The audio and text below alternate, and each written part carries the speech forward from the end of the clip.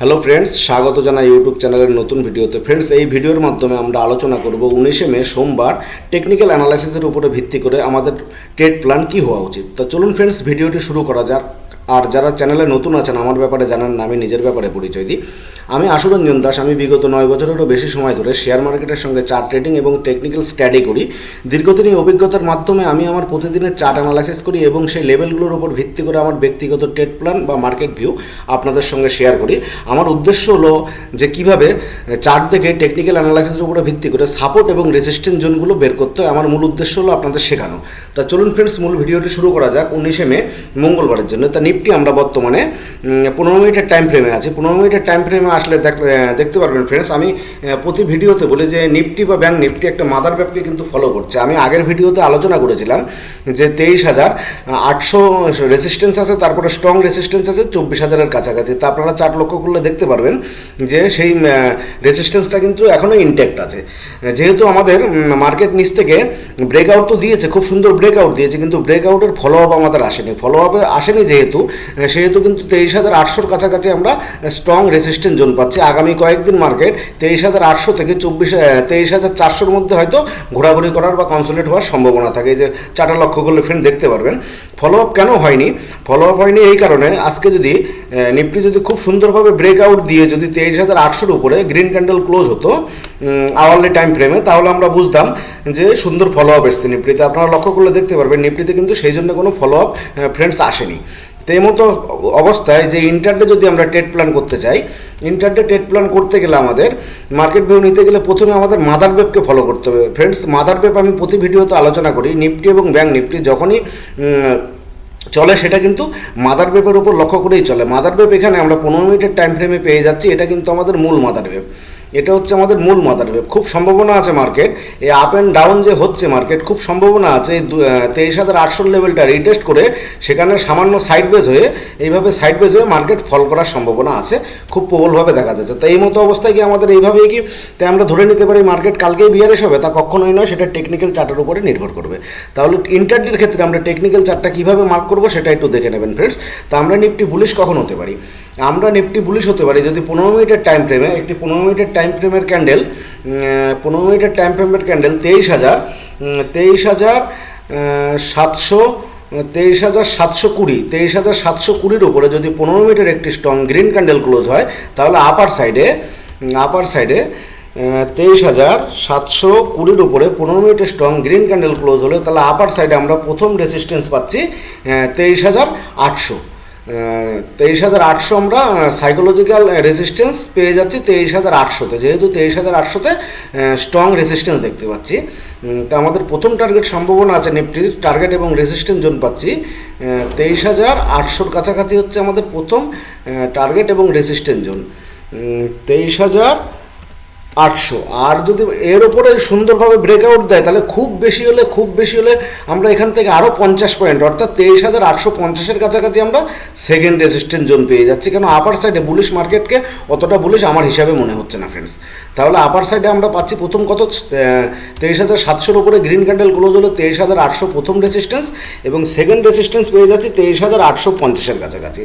আর down সাইডে আমরা Nifty bearish কখন হতে পারে বা নিফটি বিয়ারিশ মুখ কখন দেখাতে পারে? নিফটি যদি 15 মিনিটের একটি স্ট্রং রেড ক্যান্ডেল ক্লোজ 23,570-এর উপরে 70-এর নিচে 23,570-এর নিচে যদি 15 মিনিটের একটি গ্রিন ক্যান্ডেল ক্লোজ হয়, সেখানে নিফটি বিয়ারিশ ট্রেন্ড দেখাতে পারে।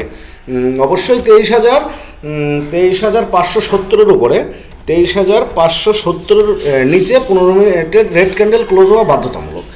তাহলেই সেখানে 15 মিনিটে যদি রেড ক্যান্ডেল ক্লোজ হয়, ডাউন সাইডে আমরা নিফটিতে প্রথম সাপোর্ট পেয়ে যাচ্ছি 23,500-র কাছাকাছি আমরা প্রথম সাপোর্ট পাচ্ছি 23,500 এবং সেকেন্ড সাপোর্ট পেয়ে যাচ্ছি 23,000 টেকনিক্যাল চার্ট অনুযায়ী 23,400-র জন্য হচ্ছে সেকেন্ড সাপোর্ট আমাদের। তাহলে প্রথম সাপোর্ট পাচ্ছি আমরা 23,500। অবশ্যই 23,570-এর উপরে রেড ক্যান্ডেল ক্লোজ হওয়া বাধ্যতামূলক। তাহলে ডাউন সাইডে আমরা প্রথম সাপোর্ট পাচ্ছি 23,500 আমরা প্রথম সাপোর্ট এবং সেকেন্ড সাপোর্ট পেয়ে যাচ্ছি আমরা 23,400-র জন্য। অবশ্যই যখন সেখানে আমাদের সেফ যদি আমরা হতে চাই তাহলে 23,410-এর কাছাকাছি রাখা ভালো হবে। 23,410-এর কাছাকাছি, তার কারণ 23,400-তে স্ট্রং সাপোর্ট রয়েছে, সেখান থেকে মার্কেট বাউন্স ব্যাক আসার সম্ভাবনা আছে। তা খুব সম্ভাবনা আছে টেকনিক্যাল চার্ট অনুযায়ী আমি যেভাবে মার্ক করেছিলাম ভিডিওতে, যে এইভাবে হতে পারে যে মার্কেট এখান থেকে কনসোলিডেট হয়ে মার্কেট এখান থেকে এইভাবে কনসোলিডেট হওয়ার পরে মার্কেট খুব সম্ভাবনা আছে আপ অ্যান্ড ডাউন হয়ে 23,800 লেভেলটি রিটেস্ট করে সেখান থেকে একটা ফল কিন্তু নিফটি দেখাতে পারে, খুব সম্ভাবনা আছে। তাহলে আপনারা যদি এক্সাম্পল নিতে চান তাহলে এক্সাম্পল আপনারা দেখুন, এই চার্ট লক্ষ্য করলে দেখতে পারবেন এর আগেও নিফটি কিন্তু এইভাবেই ফল করেছিল। ফল কোথায় করেছিল? এর আগেও কিন্তু নিফটি ফল করেছিল। আমরা এই যে লেভেলটা আপনারা দেখতে পাচ্ছেন, এই লেভেলটা কিন্তু এর আগেও নিফটি ফল করেছিল। যে এটা হচ্ছে আমাদের মূল মাদার ওয়েভ হওয়ার পরে এই যে সেখান থেকে একটু কনসোলিডেট হওয়ার পর একটু কনসোলিডেট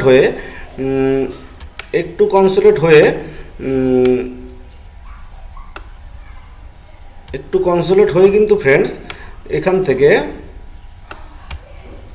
থেকে কিন্তু একটু কনসোলিডেট হওয়ার পরে কিন্তু ফ্রেন্ডস এই যে খুব বেশি হলে এই যে এখানে যে দেখতে পাচ্ছেন 24,400-র কাছাকাছি রিটেস্ট হয়ে কিন্তু নিফটি এখান থেকে কিন্তু ডাউন সাইডে ফল করেছে।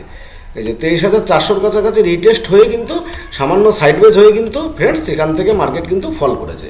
আপনারা চার্টে লক্ষ্য করলে দেখতে পারবেন এই যে ফল করেছে। তাই এই মতো অবস্থায় এক্সাম্পল যদি নিতে চান তাহলে সেম কেস এইবারও কিন্তু হওয়ার খুব প্রবল সম্ভাবনা রয়েছে।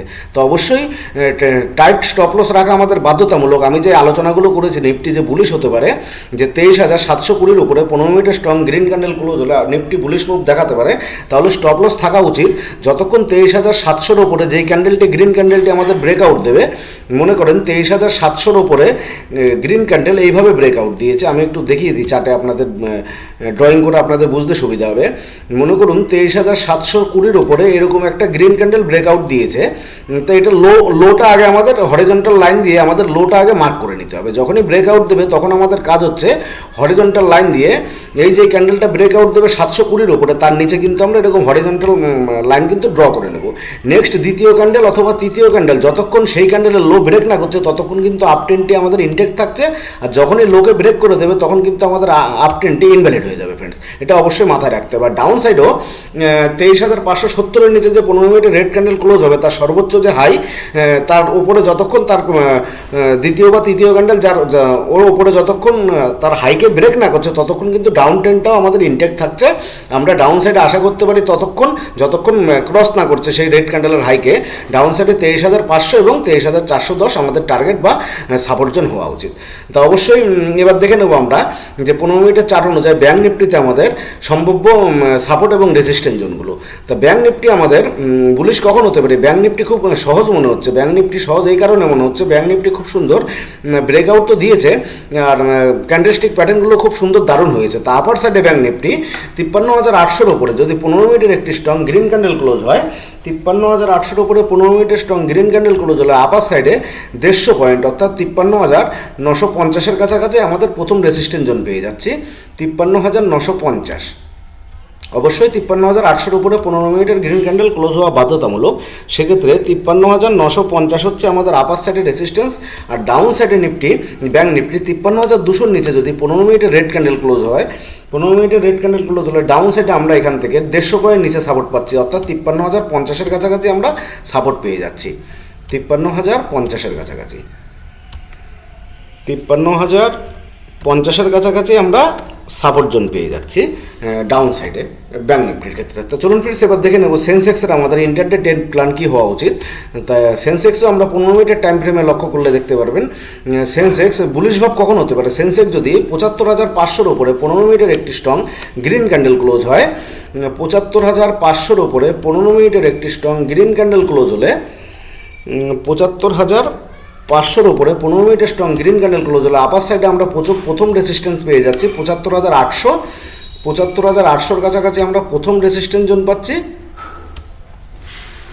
লিখে দিই একটু ভালো করে, 75,800-র কাছাকাছি প্রথম রেজিস্ট্যান্স জোন পাচ্ছি। সেকেন্ড রেজিস্ট্যান্স জোন পাচ্ছি আমরা 76,000-এর কাছাকাছি। 76,000-এর কাছাকাছি আমরা সেকেন্ড রেজিস্ট্যান্স জোন পাচ্ছি। অবশ্যই 75,500-এর উপরে গ্রিন ক্যান্ডেল ক্লোজ হওয়া বাধ্যতামূলক। তাহলে আমরা প্রথম টার্গেট এবং রেজিস্ট্যান্স জোন ৭৫,৮০০ এবং সেকেন্ড রেজিস্ট্যান্স জোন পাচ্ছি ৭৬,০০০-এর কাছাকাছি। আর বিয়ারিশ ভাব কখন দেখাতে পারে সেন্সেক্স? ৭৫,১০০-র নিচে যদি 15 মিনিটে রেড ক্যান্ডেল ক্লোজ হয় তাহলে ডাউন সাইডে বিয়ারিশ মুভ দেখাতে পারে। সেক্ষেত্রে ডাউন সাইডে আমরা সাপোর্ট পাচ্ছি ৭৪,৮০০-র কাছাকাছি, আমরা ডাউন সাইডে সাপোর্ট পেয়ে যাচ্ছি, অর্থাৎ ৩০০ পয়েন্ট নিচে। অবশ্যই ৭৫,১০০-র নিচে রেড ক্যান্ডেল ক্লোজ হওয়া বাধ্যতামূলক, তাহলে আমরা ডাউন সাইডে সাপোর্ট পাচ্ছি ৩০০ পয়েন্ট নিচে, অর্থাৎ ৭৪,৮০০-র কাছাকাছি আমরা ডাউন সাইডে সাপোর্ট পেয়ে যাচ্ছি। তো ধন্যবাদ ফ্রেন্ডস ভিডিওটি দেখার জন্য। এখানে আগের ভিডিও নিফটির ক্ষেত্রে যেই লজিকটি আমরা আলোচনা করেছি একই লজিক কিন্তু এখানেও আলোচনা হবে আমাদের। যতক্ষণ ৭৫,৫০০-র উপর যে 15 মিনিটের স্ট্রং গ্রিন ক্যান্ডেল ক্লোজ হবে তার পরবর্তী ক্যান্ডেল, সেই ক্যান্ডেলে যতক্ষণ লোকে ব্রেক না করছে ততক্ষণ কিন্তু আপ ট্রেন্ডটি আমাদের ইনটেক্ট থাকছে। সেন্সেক্স এবং ব্যাঙ্ক নিফটির ক্ষেত্রেও একই নিয়ম। আর ডাউন সাইডে যে ৭৫,১০০-র নিচে 15 মিনিটে রেড ক্যান্ডেল ক্লোজ হবে তার পরবর্তী ক্যান্ডেল তার সর্বোচ্চ হাইতে যদি ব্রেক না করে ডাউন সাইডেও কিন্তু আমাদের ট্রেডটি ইনটেক্ট থাকবে, আর যখন ব্রেক করে দেবে সেটা কিন্তু ইনভ্যালিড হয়ে যাবে। তা ধন্যবাদ ফ্রেন্ডস ভিডিওটি দেখার জন্য মনোযোগ সহকারে।